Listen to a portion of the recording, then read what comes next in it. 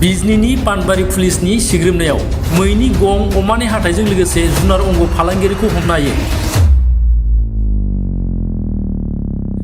थांनाय हराव बिजनीनि पानबारि पुलिसनि मोनसे स्रोद सुलुंनि बिथाजों बलिमारि गामियाव सिग्रोमनायनि गेजेरजों ताइजुद्दीन शेख मुंनि सासे सिखावै जुनारि अंग फालांगि खालामग्राखौ हमनो हायो।